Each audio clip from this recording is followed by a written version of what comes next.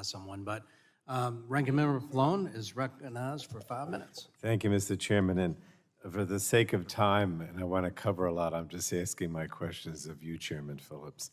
And I wanted to start off by talking a little bit about Order 1920 and FERC's authority. In the Federal Power Act, Congress directed FERC to ensure power rates are just and reasonable. It also explicitly granted FERC regulatory authority over interstate transmission.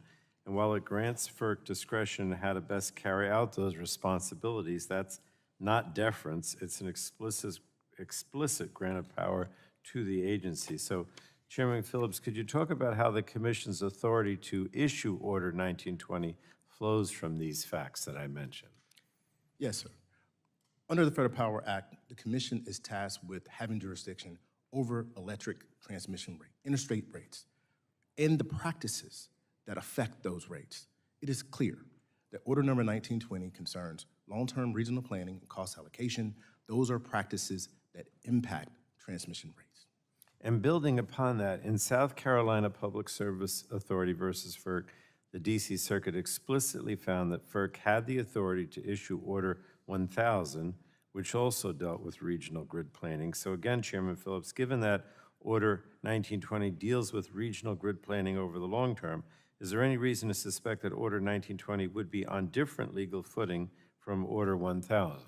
No, Order number 1920 builds upon Order number 1000. All right.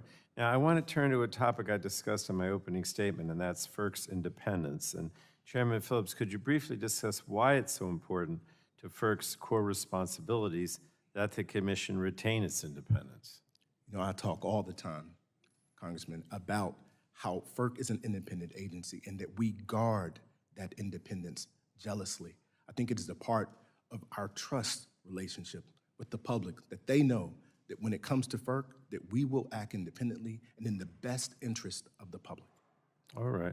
And then finally, I wanted to ask, you've spoken a lot about how the electric sector is only as reliable as its least reliable component, and how the lack of mandatory gas reliability standards could threaten electric reliability. So studies have shown that natural gas plants and pipelines are disproportionately vulnerable to failure, with significant outages occurring during winter storms Elliott and Uri. So again, Chairman Phillips, could you talk about how gas reliability impacts electric reliability, and if you think Congress should enact legislation to mandate reliability standards for gas? And actually, I didn't think I'd have this much time, so you have 2 minutes, if you like. So thank you for the question. When it comes to reliability of our system, again, it is job number one. When it comes to our gas, natural gas, you don't have to look any further than Winter Storm Uri, Winter Storm Elliott, some of the extreme weather events that we've seen on our system that have caused unplanned outages. You can call them unplanned, but when something happens every other year, you cannot call it unexpected. It is critical that we maintain the reliability of our gas. We have these two systems. We have the electric side and the gas side, and we treat them as if they're completely separate. But in reality, they are increasingly interdependent upon each other. Now, we have an ERO, an Electric Reliability Organization, for the electric side. We don't have a reliability organization that is required to maintain the reliability of our gas side. I believe that is a gap in our reliability regime. And I believe that there should be some agency responsible for that gap. It doesn't have to be FERC. It could be like NERC, an independent agency that has delegated authority, but someone has to fill that gap. It is too important to our end users and our consumers that we make sure that when you go over and hit that switch, that the lights come on.